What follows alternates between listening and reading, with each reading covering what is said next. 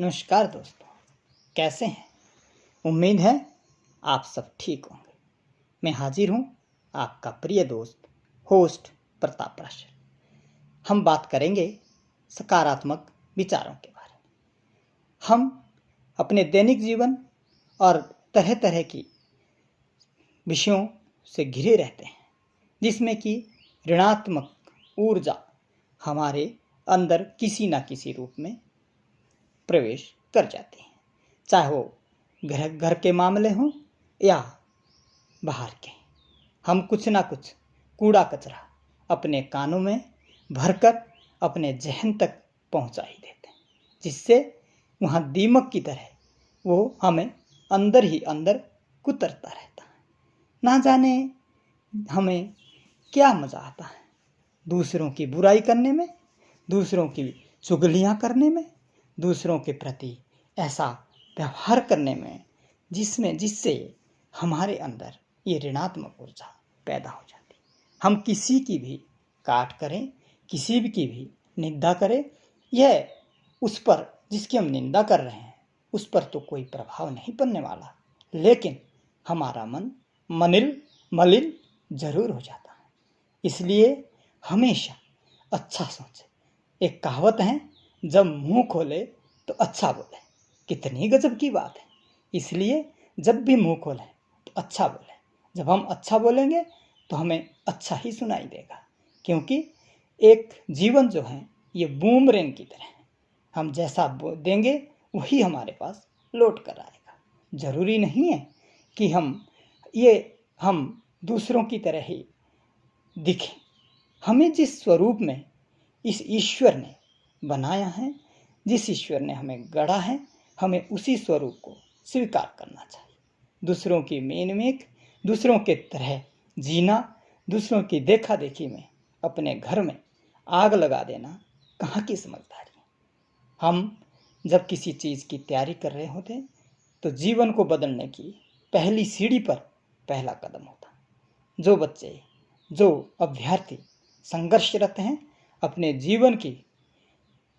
जीवन को बदलने के लिए, अपने जीवन के लक्ष्य को पाने के लिए, उनसे मेरा अनुरोध है, धैर्य कभी ना खोएं। धैर्य ही वो सवारी है जो अपने सवार को कभी नहीं गिराता। हमें लगेगा कि हम हार रहे हैं, लेकिन अगर हम वहाँ से भाग गए तो हम पक्का हार जाएंगे।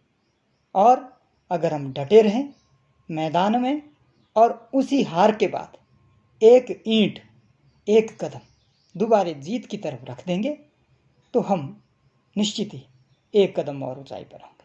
इसलिए मुड़कर ना देखें। हम मुड़कर जरूर देखें अपनी बुराइयों पर, अपनी कमियों पर, जिसे सुधारने की कोशिश कीजिएगा और फिर पुनः पूरी ऊर्जा के साथ अपने निर्धारित लक्ष्य की तरफ आगे बढ़ें, क्योंकि लक्ष्य जब तक हासिल नहीं होगा तब तक हमारे जीवन में चैन सुकून नहीं मिलेगा। हमेशा याद रखें, इच्छाएं दबती हैं, मरती नहीं। जब दबती हैं तो हमें लगता है कि हमने इसे पार पा लिया, लेकिन दोस्तों दोबारा फिर उसमें एक अंकुर फूटेगा और तुम्हें लगेगा कि हमें फला पद प्राप्त करना था, फलानी मंजिल पर पाना था, लेकिन तब समय नहीं होगा। अभी जो आपकी उम्र है, अभी जो आपकी कर्मठता है, अभी जो आपके अंदर शक्ति का संचार है, अभी जो ऊर्जा है, अभी जो जवानी है, उसका सदुपयोग कर आज ही अपने पथ पर अडिग होकर चलते बनिए और गिरते हुए लोगों का सहारा बनिए।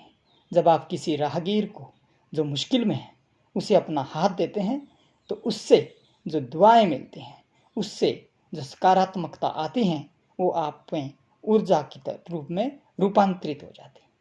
विषय पर वही विषय अपनाइए जो विषय आपकी मंजिल की तरफ ले जाता हो। व्यर्थ के प्रलोभन, व्यर्थ के ताम झाम में मत जाइए।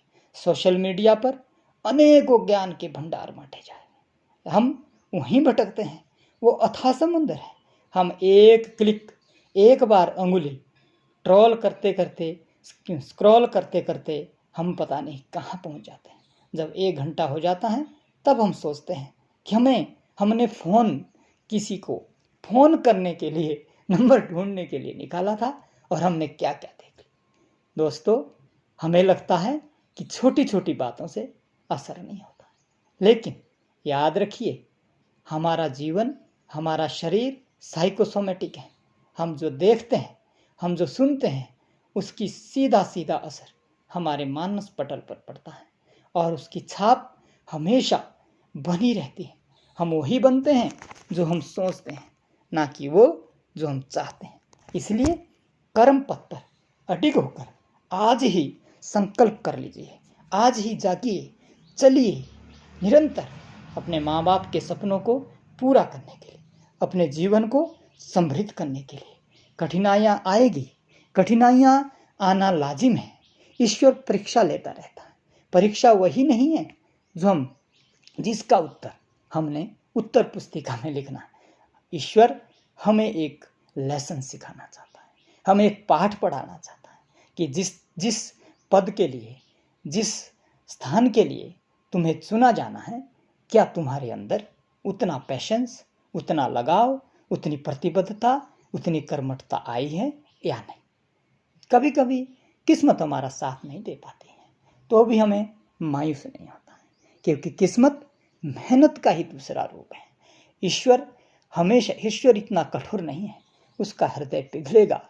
वो आप पर, आपके, जब आप एलिजिबल होंगे, जब आप योग्य होंगे, उस वक्त अपने आशीष से तुम्हें ऐसा आशीष देगा कि जीवन में चारों तरफ उजियारा ही उजियारा होगा। आपको लगेगा कि ये तो कठिन मार्ग बहुत आसान था। इसलिए दोस्तों, पीछे मुड़ के मत देखिए। अपना समय, अपना टाइम टेबल बनाइए, अपना रूटीन बनाइए। निश्चित जीवन में निश्चित घंटे हैं, उन घंटों में को टाइम टेबल में बांटिए। कब आपने पढ़ना है, कब आपने खाना है, कब आपने खेलना है, कब आपने बात करनी है, तभी। क्योंकि हमारा दिमाग अनुशासन के प्रति से बंधा हुआ है। यदि हम अनुशासित नहीं होंगे, यदि हम अपने दिमाग में कूड़ा कचरा डालेंगे, यदि हम सही तरीके से चीज़ें संग्रहित नहीं करेंगे, तो हमारा दिमाग कन्फ्यूज़न में जिएगा और उसी कन्फ्यूज़न के कारण आपके अंदर मेमोरी का लॉस होगा। आप चीज़ों को तरतीब से नहीं रख पाएंगे और जब आप उत्तर लिखने जाएंगे, परीक्षा देने जाएंगे, जब भी आप जीवन में इसका रूपांतरण अपने उत्तर पुस्तिका में करेंगे, तो आपको वो चीज़ें सामने नहीं आएगी। इसलिए हमेशा सकारात्मक रहें, ऊर्जावान रहें। सुबह उठे, प्राणायाम करो, योग करो, व्यायाम करो, दौड़ लगाओ और खूब अपने आप को पॉजिटिव रहो। जीवन बहुत सुंदर है। जीवन एक बार मिलता है, जीवन बार बार नहीं मिलता है। तो वादा करो कि आप अपने पथ पे अडिग रहेंगे, कभी भी डगमगाएंगे नहीं। जय हिंद, जय भारत।